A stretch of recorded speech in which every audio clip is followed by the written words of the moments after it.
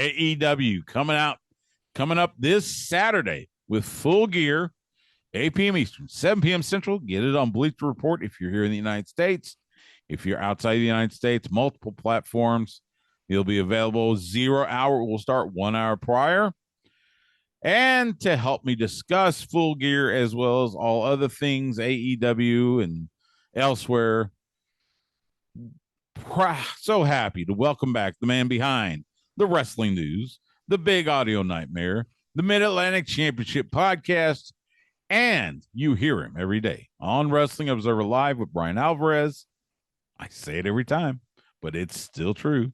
He is the voice of reason for that very fine program. It is Mike Sempervive. Follow him on Twitter at Sempervive. Mike, how are you, man? I'm great. I am great. Thank you for having me back once again here. Yeah, we are midway through the NFL season. We're getting damn near the end of the college football season. I don't know what I'm going to do after that point. And as a fan of teams like Auburn and Notre Dame and the Atlanta Falcons and Hawaii, I'm going to have nothing going on probably after, well, I don't know, December 20th. I'm trying to think of what bowl Notre Dame's going to go to that will be at the end of December. The type of bowls that 50 years ago they would have turned down because it wasn't on New Year's Day. Yeah, I'm going to need a whole lot to do after this point here. I hope wrestling starts to heat up a little bit. I know it will for WWE because we're going into Royal Rumble season, and then we're on the path to WrestleMania here. When it comes to AEW, we'll see what they got at Full Gear here, but it's time to crank it up a little bit if I were them. And I want to start with them. By the way, I'm loving the Hawaii jersey, having gone for one summer semester when I was in the Army, but I did attend University of Hawaii at Manoa. Go Rainbow Warriors. Oh, man, fantastic, beautiful school. And for everybody that grew up and wanted to put some action on college football, how do you save your Saturday and give you something a little go through for Sunday? Always take the over in the WAC game. That's how it used to be. Them and BYU, them and Air Force. Didn't matter what the combination was. Take the over. That's right. Before we get to the pay-per-view, I want to kind of hit on kind of the general, shall we say, temperature of AEW, because there has been a lot of discussion over the last several weeks about it feeling like the bloom is off the rose, so to speak. We're done with the honeymoon session, and now AEW, they're still putting on great matches, but the stuff that leads to those great matches, there's something missing. It's not clicking. The stories seem to be all over the place. And in fact, I heard your conversation with Brian Alvarez about Dynamite being in Ontario, California this week, and they hadn't even mentioned the Young Bucks. Now, I did see, like, about an hour ago, they finally put something up saying it was going to be the Young Bucks against Penta El Zero Miedo and Commander on Dynamite. But to wait until now to promote the Young Bucks when Dynamite is basically in their backyard, give me your assessment of AEW as they sit right now on November 14th, 2023. Cold. I mean, that's number one, first and foremost. It's a cold product.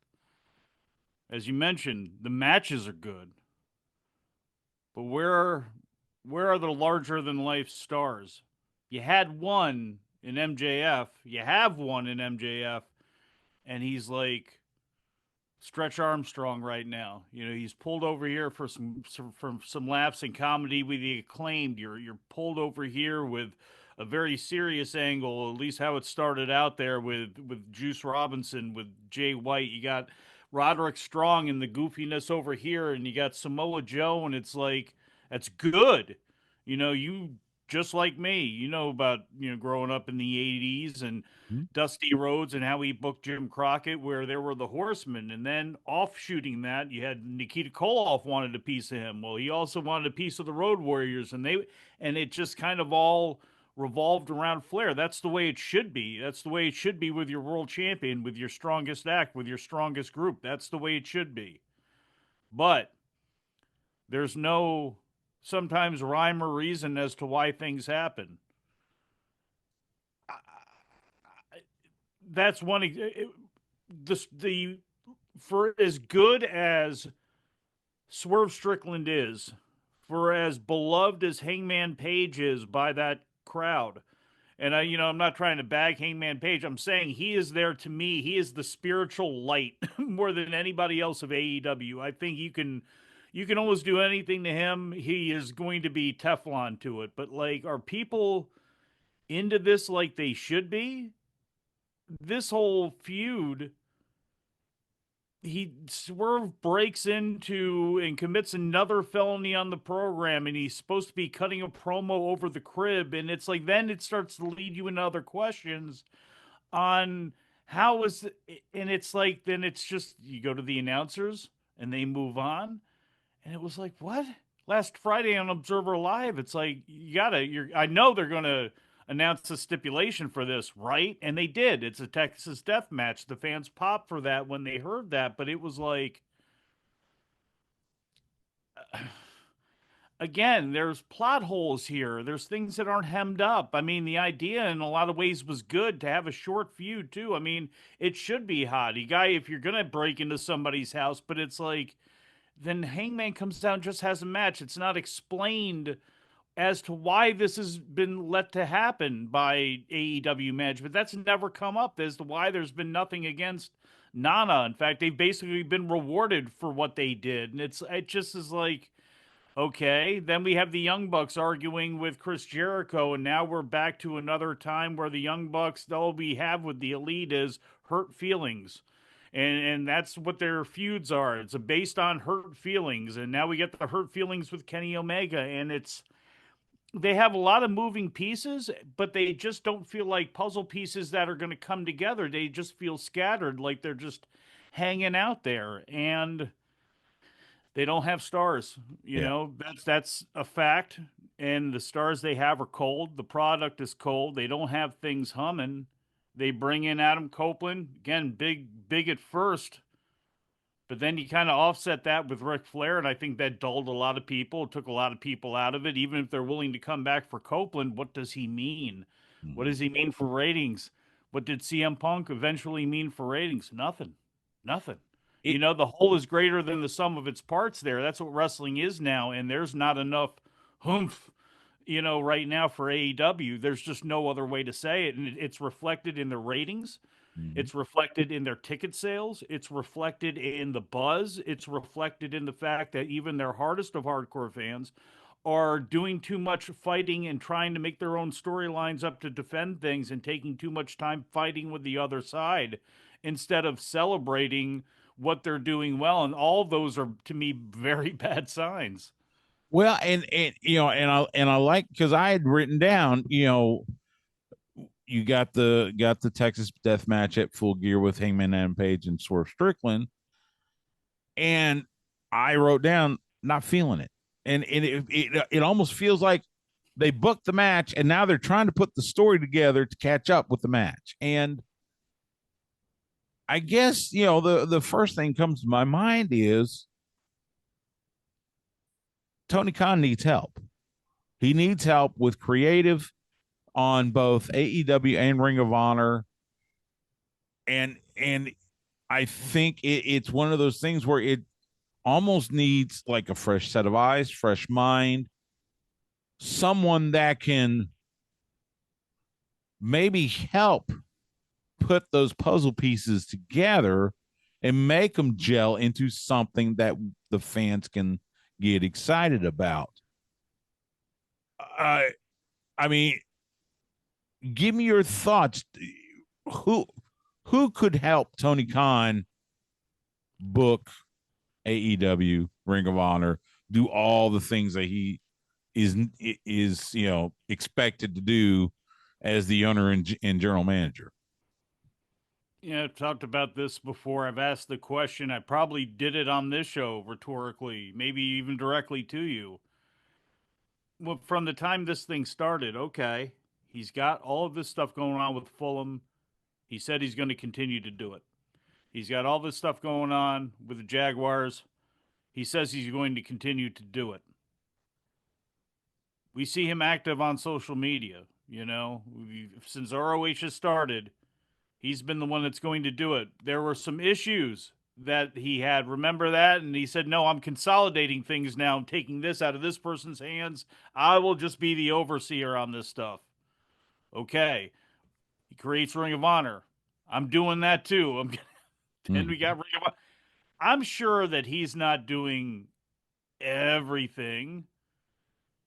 But to me, I don't know how you can perform at the most optimal level that you need to perform at when you're doing 75 jobs. To me, there's no way you can keep that up. And I always wondered, will there be a time where, and who's to tell him? Can he tell himself? Most importantly, can he do what a Bill Watts finally had to do when he looked around at the numbers and said, Jesus, what's going on here?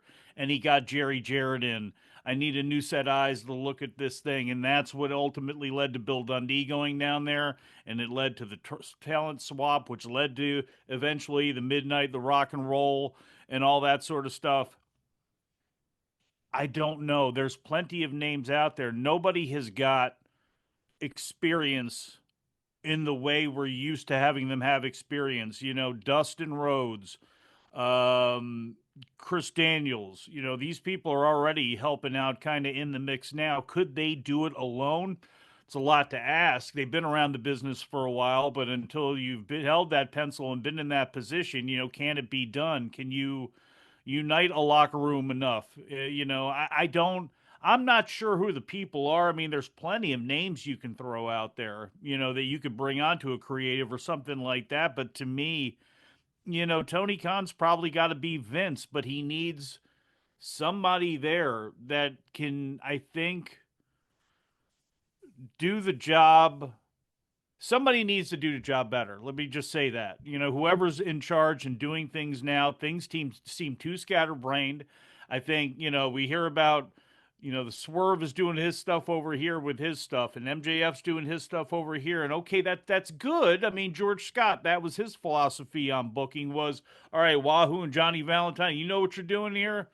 Boom, go. I need you to do X, Y, and Z. Boom, go. Same thing over here. That needs to happen. And it needs to be drawn together, and you need to have a more fluid show, and things need to weave in and out better. I mean, we saw this when Collision started. It's like Dynamite was a separate show. This was like, no, they all need to weave somehow in and out of each other, even if you're using different wrestlers on the show. Like, things need to weave in and out a lot better. Things need to make a lot more sense. Things need to be planned out a lot better.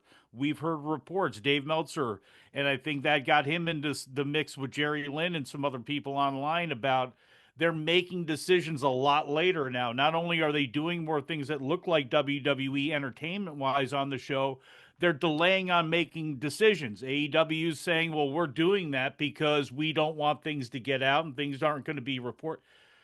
Okay, that would be cool and everything, but the thing is, like, it makes you, from the outside looking at things, like, you're not hiding secrets. It feels like you don't know what you're doing because, again, the product and the results are what they've been. And again, even their hardest of hardcore fans, I mean, they've dropped off.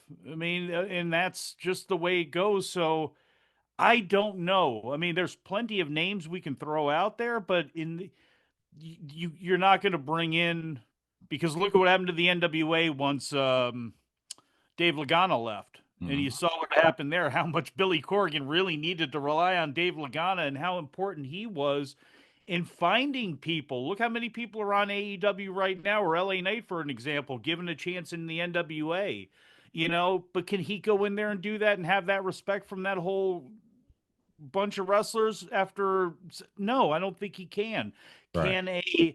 There's people that can come in and help, but if he's not going to make this his number one job and I don't want to say his only job, but honestly, his only job, if he wants to be Vince and he wants to compete on that level, that was Vince's whole life. There was not a Jaguars. There was not a Fulham. There were not these other things. And he didn't, again, he's not online like Tony is. Again, it's completely different type of deal. But if you want to be where they're at and you want to compete with that, like you need to then claw down and oversee this and put somebody in charge that is in charge that only answers to you when you want to put your spice here and there or wants a direction to go here or there, and then have a structure underneath that. Right. Yeah, maybe they do right now. It sure as hell doesn't feel like it. Yeah. And I like what you talked about with MJF, and I like, them having this, you got challengers coming from all sides. I like that. That looks, because again, it props your world champion up to be at the level he needs to be. He's at the top of the mountain, and you need to have multiple people trying to get to that level. But it just, I don't know, like the stuff with the whoever's in the devil mask and the attacks backstage. It feels like that story kind of comes in and out.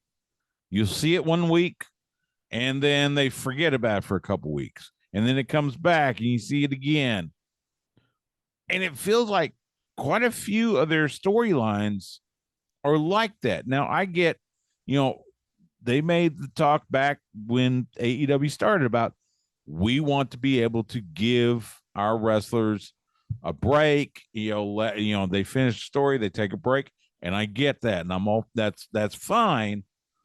But it just feels like Tony has his favorites.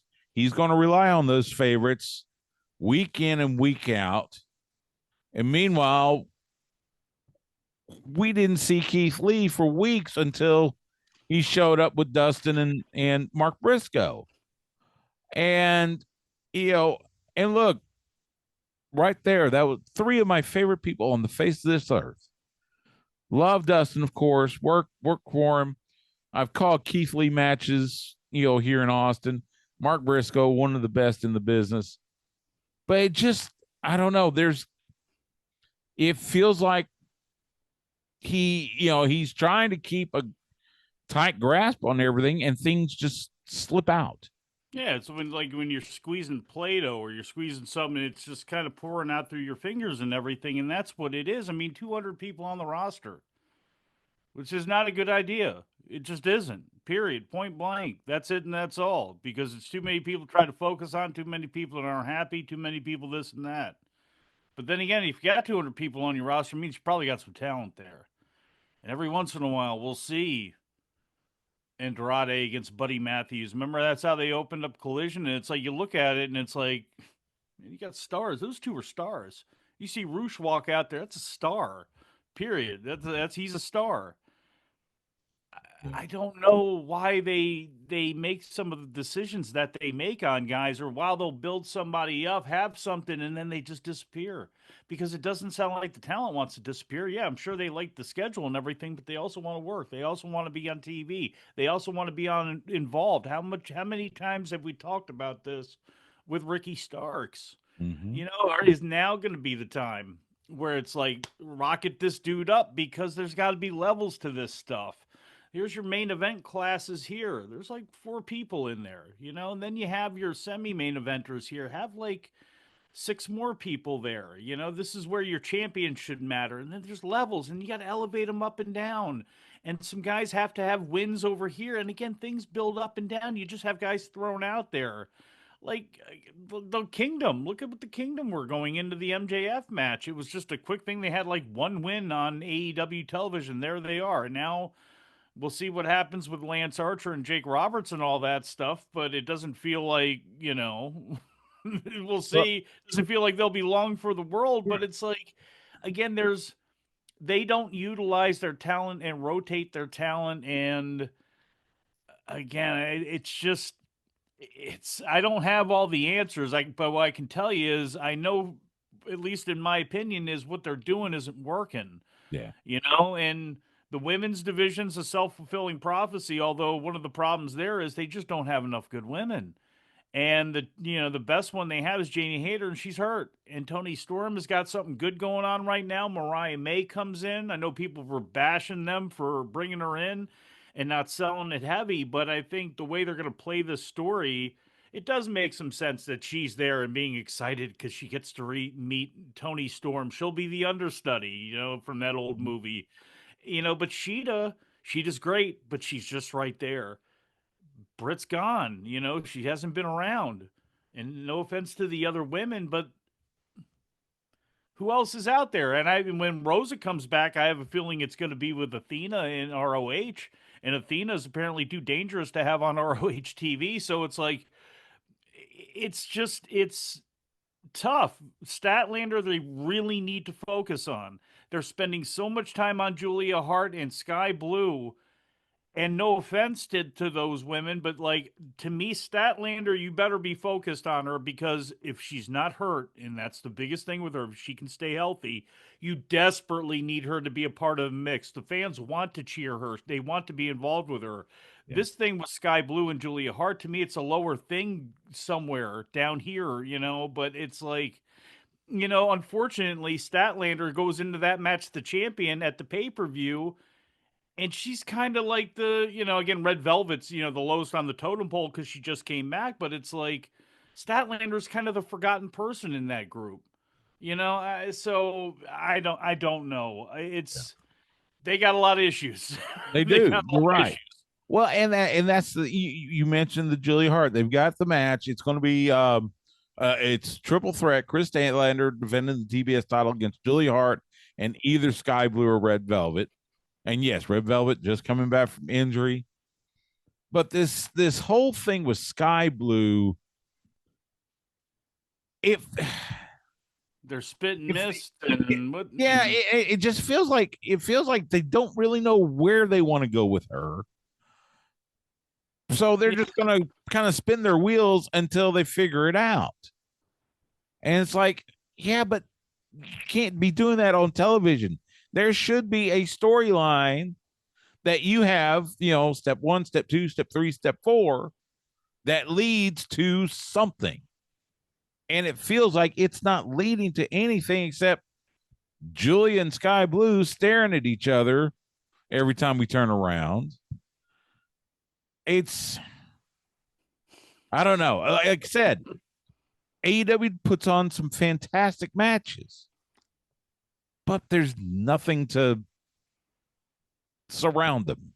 no, and it's just, and I'm always willing to take the ride when somebody, wait and see what I'm here.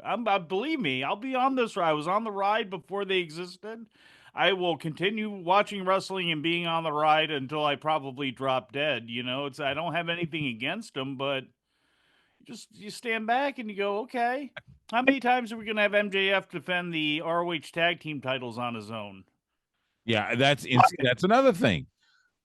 Yes, we like having the multiple challenges for the world title, but at the same time, you got Max with the Ring of Honor tag titles. His partner Adam Cole's out with injury. You're not gonna strip him because you just gave him to him. So now he's gonna have to make a choice as to who to tag with, and then what do you do? And look, I know it's probably going to be another at least 6-7 months before we see Adam Cole back in the ring. If and I say that only because you saw how long it took for him to get over the concussion. I know this is a broken ankle. It heals, but you wonder how that feeds on his mind as far as, every time here he is injured again.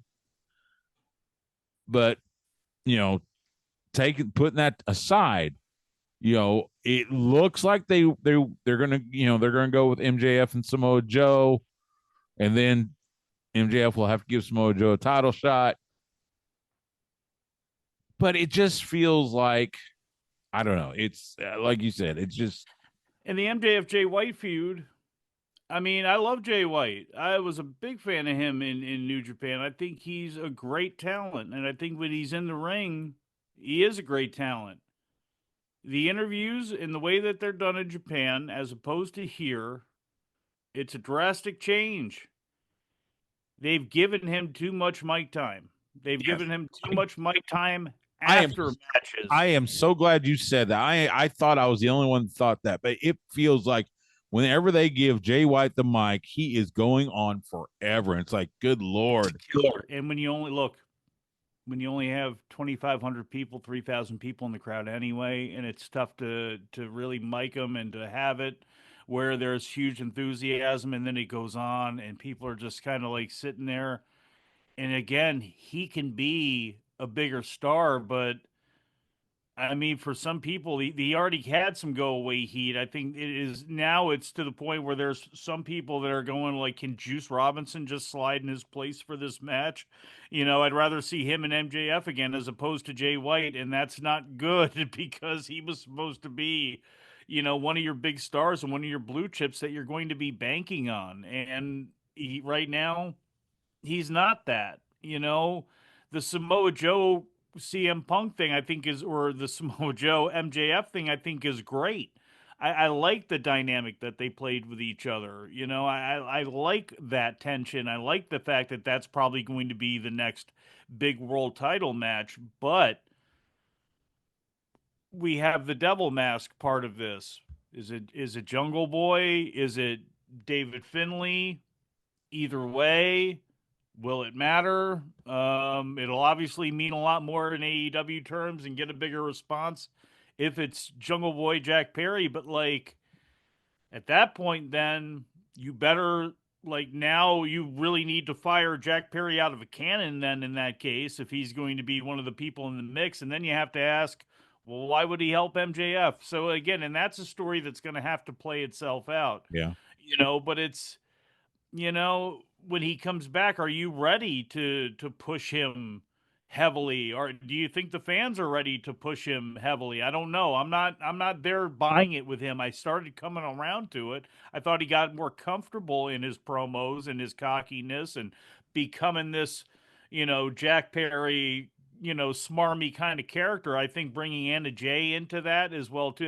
That's his girlfriend, right? Is Anna Right. Jay? Yes. Okay, so bring her into that mix. The Jericho Appreciation Society is dead. You got, the guy that all the girls want to be with, the girl all the guys want, and they're, again, doing what Sammy and not to that level what Sammy and Tally were doing, but that kind of thing. It's a Yeah. tried and true thing. It always works. Candido and Sonny or blah blah blah. Again, Jimmy Garvin and Precious, any of that. That's how it's a great dynamic. That's why it works. And they need to come back. And when he does come back, boom, you better be ready to go with it there. We'll see. Starks and Bill. Again, I love their team. I don't want to see them lose the belts, but then you're looking and it's like we never see Brody King and Malachi Black Russell ever. And granted, there's been injuries and this and that, but it's like they never wrestle. Yeah. So are they going to have the belts now? Are they going to somehow get them, especially if Julia Hart beats Chris Statlander? So the House of Black could have all of these belts? I don't know. I don't know. And one thing's for sure is seeing them, the last couple of weeks, one of Jungle Boy, one of Jack Perry's most unfortunate opponents for him, Roosh, figure out a way to harness him because he's a star. You can't take your eyes off of him. That's for sure. Yeah. He's got charisma. He's got a style, and he may not be any fun to wrestle, but I'm sure a lot of those guys aren't any fun to wrestle. Figure it out. Figure out what any language barrier issues. Figure that out. Find a mouthpiece that's proper for him because Roosh is a star, and you need him to be a star. You need him to be in the mix with these other guys, and frankly, you need them to put some pressure on maybe some of these other guys too when they're out there in that ring, and a reminder to again keep people engaged as things are going on. Yeah. Um, you mentioned earlier about Jericho and Omega against the Young Bucks, and I don't know. I don't know if it's simple fact of you have, because it is all elite wrestling and you have the elite having a little infighting or whatever. But this is another one of those storylines where it's kind of like it comes out of the blue. Young Bucks come off looking like whiny kids, which And there's a lot of them on that show. yeah, And you don't it, have to be a Jim Cornette to say it. Again, there are or CM Punk. or CM Punk or any. Look at these characters. Look at the development of the. Look at Strong, Bennett, and Taven. See, and that does. I Look at the love Acclaimed that. when they were messing with MJF. Look at Yeah, MJF when he was messing with the Acclaimed, and it's like, again, I know on NXT there's a level of 90210, there's a level of Saved by the Bell, and I understand that there's a level of that in today's pro wrestling with irony and a lot of things like that. But in AEW, it's again, you have too many people coming off as like large 40-year-old man children and women children, and it's kind of embarrassing too. see, you mentioned Matt Taven and Mike Bennett. Look, I think the Kingdom, one of the best tag teams out there, they should be regularly challenging for gold. And yet, all we see them do is pushing Roderick Strong around in a wheelchair. And I'm going, again, waste of talent right here. They should be in the ring. But no, instead, they're doing this whole neck strong thing. I don't know. It's funny. It's funny, right? It's funny. Everybody's saying, Adam. It's funny, right? It's Remember when they had a tag team division? It's like nails on a chalkboard to me. I don't know. Funny. And they had a tag team division at one point. I mean, they did. They got 4 teams together that, again, on paper, you look at that, Rush and Delistico, Starks and Bill, FTR, Black and King, cool. But again, where have we been building to get here? The Young Bucks had a title shot that they got. They earned this number 1 contender shot. It just disappeared into thin air. Right. And now they pull it out for this whole, contending it with Omega and Jericho. Yeah. And I think they won that thing, what? I guess it was it at All In? Or maybe earlier? I think it was after that. After? Okay. Yeah. It just, I don't know. I'll be honest, did you ever imagine we could say WWE has a better tag division than AEW? It makes more sense. And it's not saying that they don't utilize it well. No professional wrestling organization to me utilizes the tag team division well. Impact was doing a good job for a while. They just don't have enough forces to go with it. And it's really frustrating, more so than the women's division to me. I know it's just not my horse to die on. Tag team wrestling is my horse to die on. And I think, FTR has shown, the Young Bucks have shown, you can make money here. The Hardys in the past have shown, not certainly today, but you can make money here. It's how you treat them. It's the stories and the investment and the time you put into giving these people credibility, giving fans a reason to back them. Look, the cruiserweights could get a pop. And again, they wouldn't sell out the Georgia Dome, but watch Dean Malenko take that Halloween mask off and turn around and look at Jericho. Look at Jericho's feuds in WCW. Look at Eddie Guerrero and Rey Mysterio. Even though it may have been for the U.S. title, Rey Mysterio coming into WWE, the feud he had with Matt Hardy, which led to him winning the Cruiserweight title in San Diego. Like, it can be done. It can be done with women, cruiserweights, little people, tag teams, whatever. If you got the right story, you keep these people serious and you keep the investment there and entertain people, it can be done. It can be done with anybody. Yeah, you're right. Tony Khan also announced the AEW Continental Classic. This is it's going to be a tournament. I believe he said 12 wrestlers. Bryan Danielson is the first entrant. They're going to have matches. The finals are going to be at World's End in Long Island. And again, it's kind of like with a lot of other stuff with AEW. It just feels like, all right, let's just throw this up on the wall, see if it sticks. Is this Tony trying to do a miniature version of the G1? We know how big of a fan he is with New Japan. Is this AEW trying to do their own G1 in a smaller scale, or is this something just, again, just to fill time between now and December 30th. Maybe it'll have a tie into the Tokyo Dome show. Maybe I just Stu. He breaks his orbital bone, right? In the Yeah. match with Andrade. Yeah. Then they They let were doing him the go match. out. They were doing the announcement. He had the eye covered. Well, then he goes out with a when they know it's a fractured eye socket, it's a broken orbital bone. Then he goes out and has the match with Okada in Orange, where they now he's selling it, because okay, we're gonna build that into the Okada thing, but it's like, don't let that get forgotten about that he was out there wrestling. Yeah. And people, well, the bumps again when you're already injury prone as it is, when the guy's got so many head issues and it's broken already, you're taking a big risk. Okay, I get it. I get it. I'm not saying it's right, but I get it. And he's out.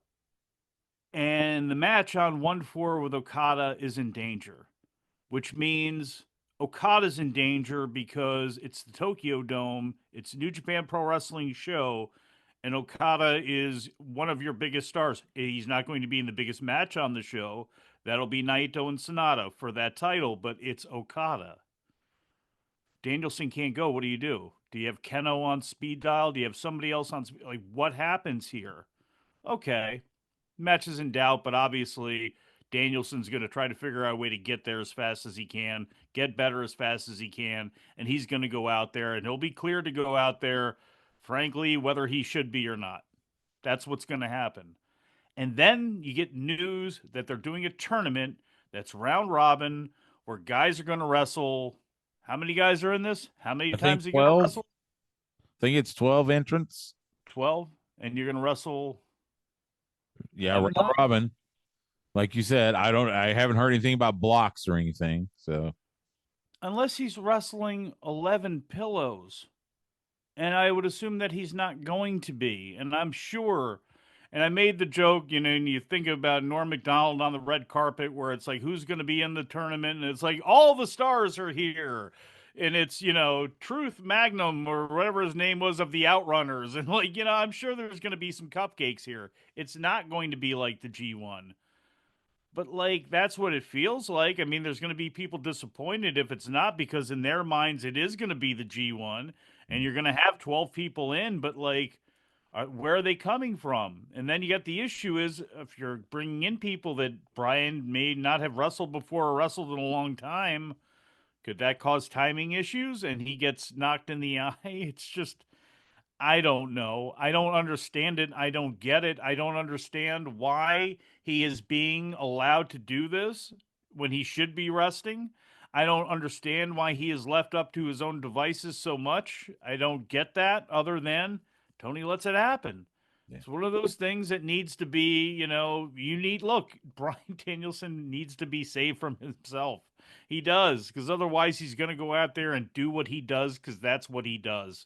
It's a flaw in him, to be honest with you. To be in this kid, I wouldn't even be wrestling if I were him right now with his brain. But then again, if I was in his position, could I say that? Again, I just it seems very short-sighted, and that's not a play on the eye or anything like that. It just seems like this is why are you doing this other than it's Brian Danielson's last year. He missed all in. We want him to be there. And even though you didn't mention the G1, he's probably not going to be allowed to do it, or he won't make it to that point. So we're going to have one for him now. I mean, it's like not even really defined why this is happening. Like, why is this happening? I mean, it's nice that it's not a battle royal or a contenders tournament, I guess, but it is a contenders tournament, I guess. I don't know what this is, why it's happening. And will it be explained as to why it's happening? I don't know. I mean, what's the ultimate prize of this thing? You win a title match? I mean, that's a good question because they haven't. Now, hopefully, they do mention something, but as of right now, it feels like a tournament just for the sake of having a tournament. they do things, and again, I don't. I don't want to sit here and bag on him or anything like that, but it's like it's hard to talk about like what talk about the good things. Okay, what right now? Talk about the hot things. Talk about the things that are really moving you. What? Orange Cassidy and John Moxley have seen it. And they obviously wanted to tell a story with those two, and it got screwed up when Moxley got KO'd, and they went right back to it. And here we are with Cassidy and Moxley, and Cassidy's probably going to get the win here, and Moxley's already going to go onto the Dome and be tied in with Osprey. And Mm-hmm. okay, Ric Flair in with Sting, Darby, and Copeland, and Darby's a mess, with that shoulder and all that stuff. But like, anytime Flair's out there, you got to figure he's going to turn. But then it's like, okay, what does he really bring to Luchasaurus and Christian and Nick Wayne? I don't know. I don't know. The only thing that I'm looking at that show and feeling really good about is the in ring part of MJF and Jay White.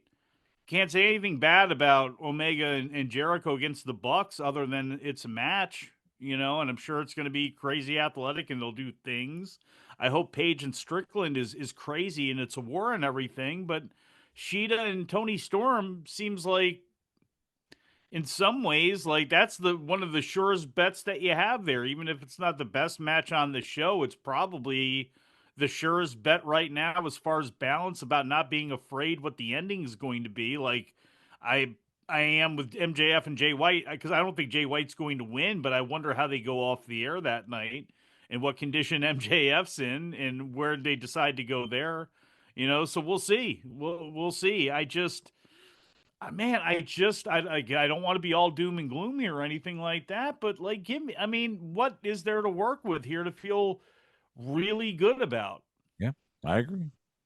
Want to switch gears to WWE. They had the third quarter earnings call, and something that apparently came out, and it's in SEC documentation. Quote, Mr. McMahon's membership on our board could have adverse financial and operational impacts on our business. Then we hear the news that he's selling something like, $700 million worth of stock in TKO Holdings Group. It, if I didn't know better, it feels like that TKO is positioning itself to eventually send Vince home. How far off am I? I don't think so. He's in his, 78 years old, whatever it is. Just had back surgery.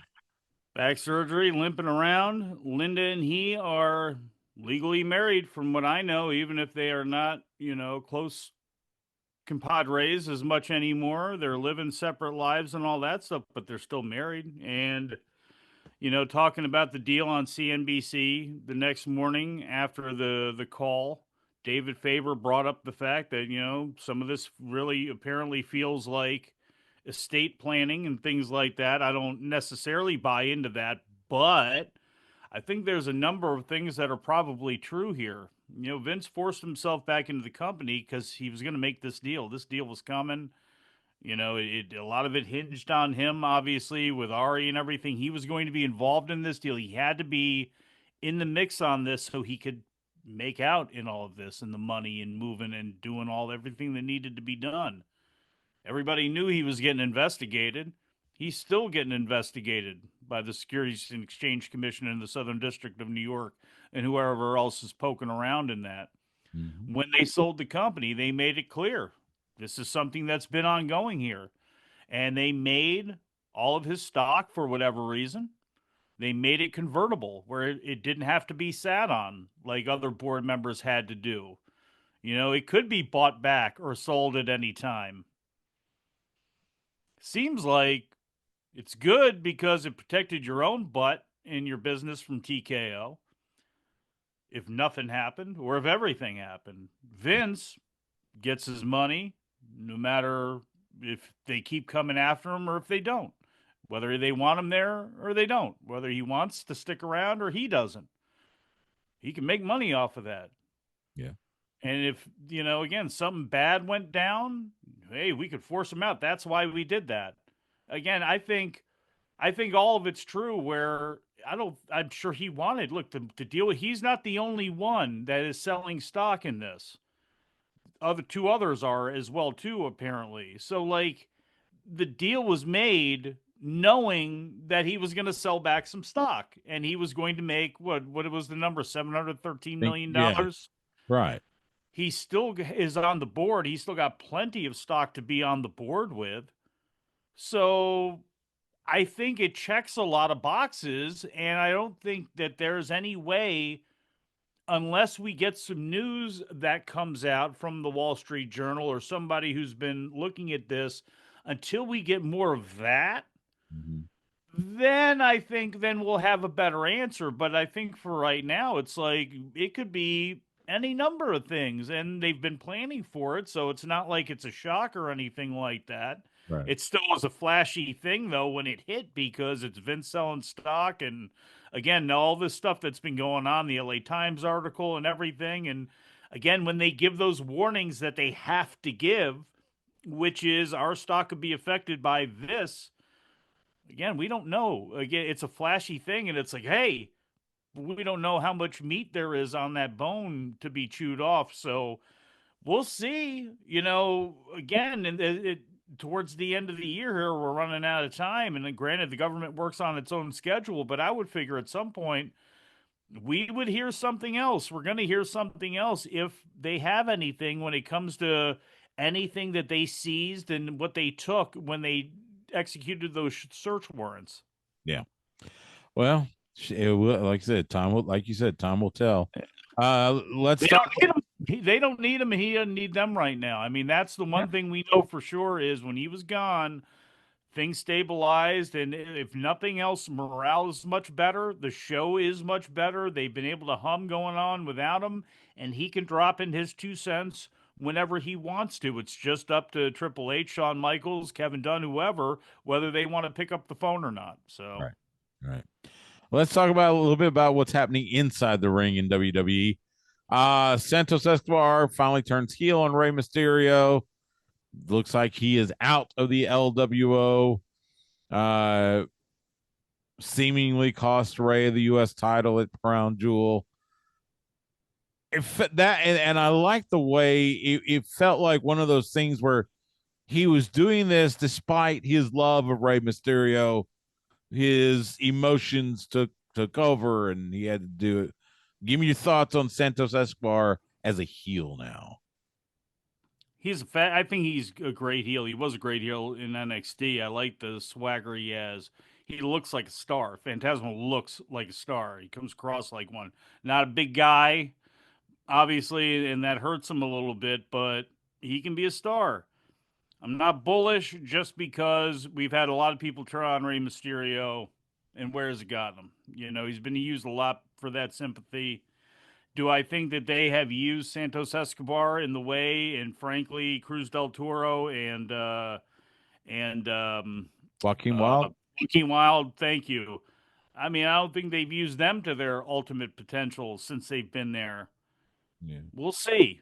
We'll see what happens because I have a feeling it could break apart even more. And I don't know if Bad Bunny is going to be in there, but Mysterio's getting surgery. Carlito's not an everyday player. Zelina Vega's around.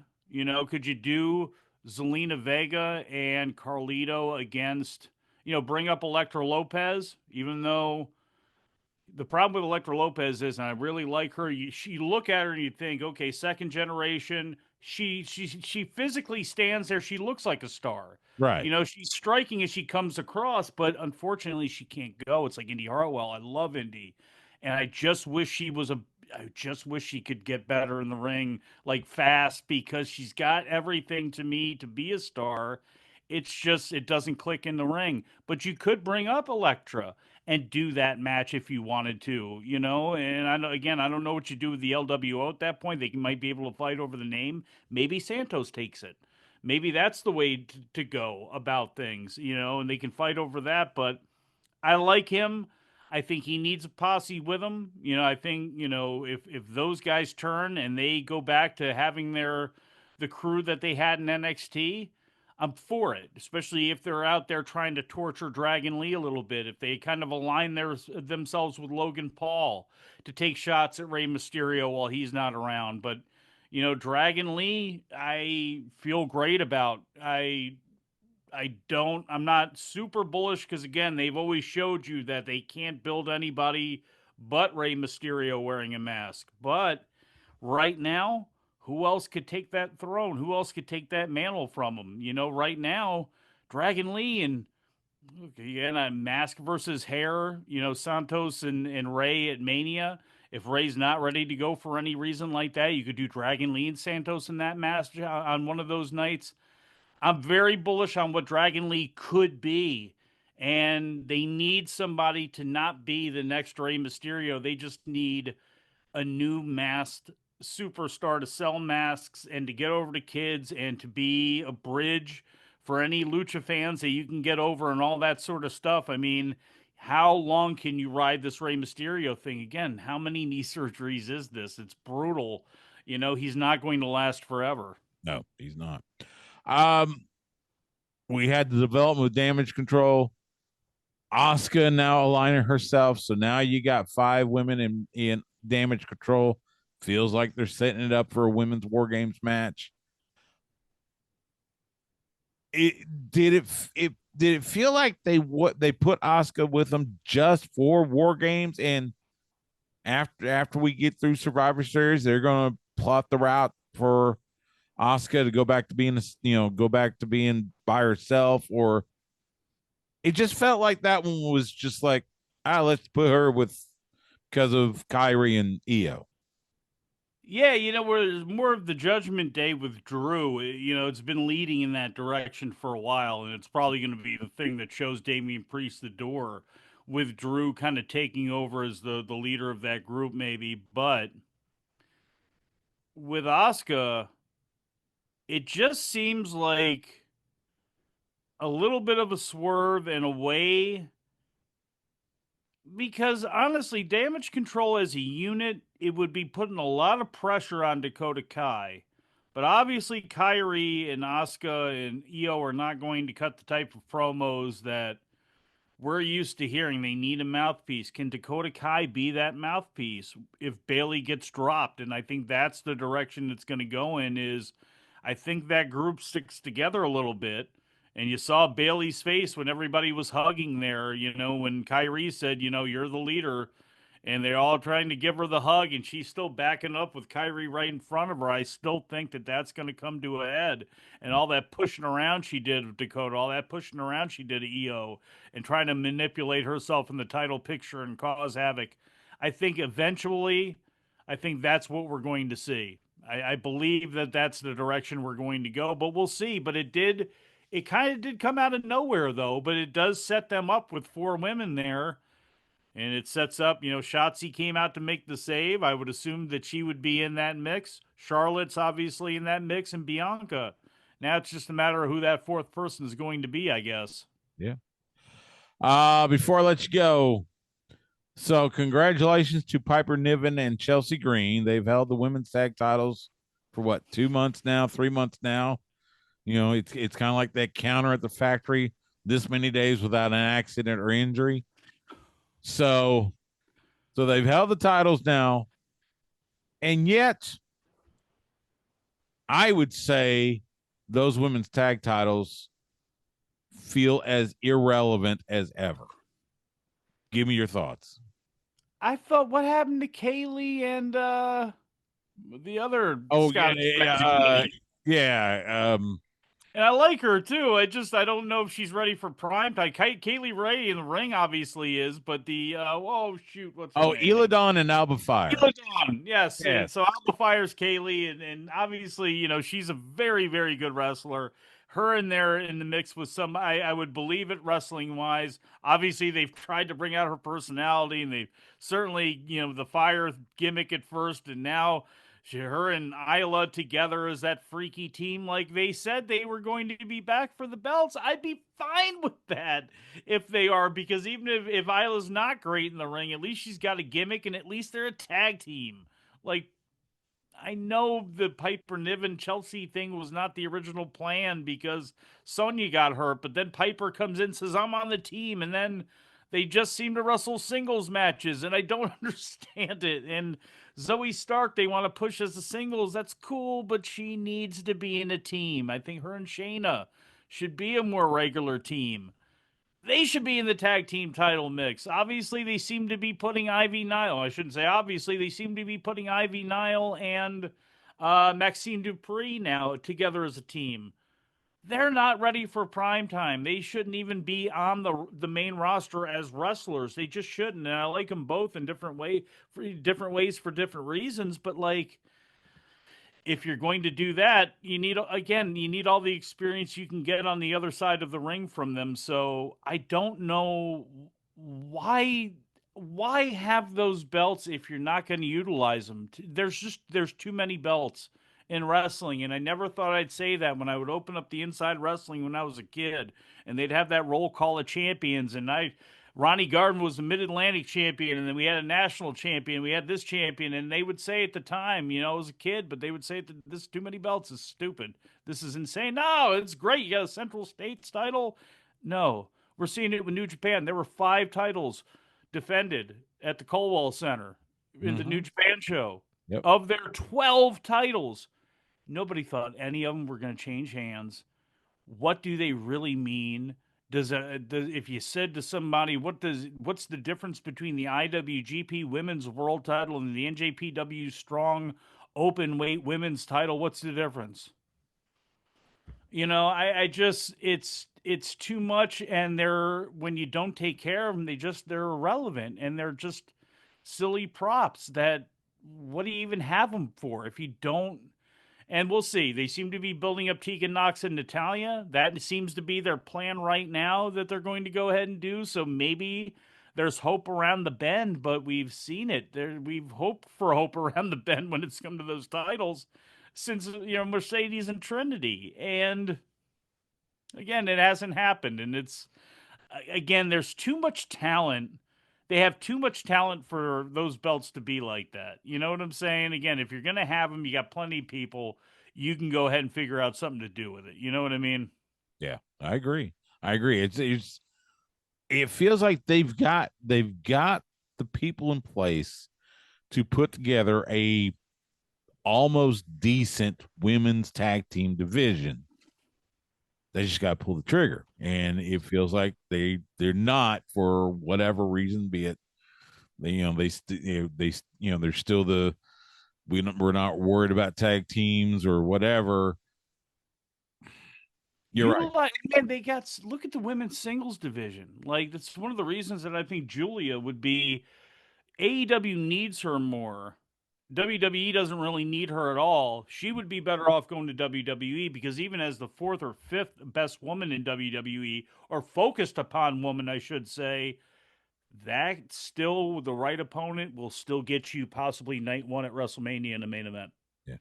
It'll certainly get you on the card. And when you look at it, it's like, what is Raquel doing right now? And now she's beefing with Nia, so they have something for her, but it's like, you have so many good women as singles, like you can apply some of that. Again, not everybody can be going after those 2 women's titles, but like they can unite and be teams as well too. Not all of them all the time or anything like that, but you're telling me that Charlotte can't have we've seen her with partners, we've done that. Io and Asuka and Kyrie, make them a team. Keep them in the mix. When you need one of them to be in a singles encounter, they can be. Yeah. But utilize them. And again, just try to put some focus on it. Otherwise, what are you doing with those belts?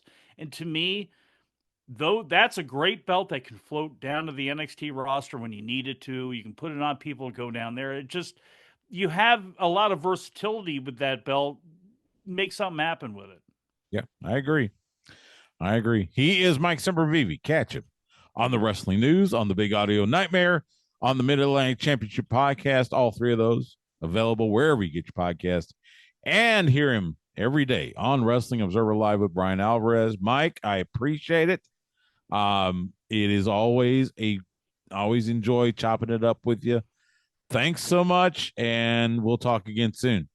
Stu, as always, I appreciate it. And I know a lot of down and a lot of people listening, AEW fans probably already turned their show off and all that. But like, look, they got to get it shaken here at some point, and I'm here ready to quake with them. But I know Stu is too. So like, come on with Absolutely. it. Let's go.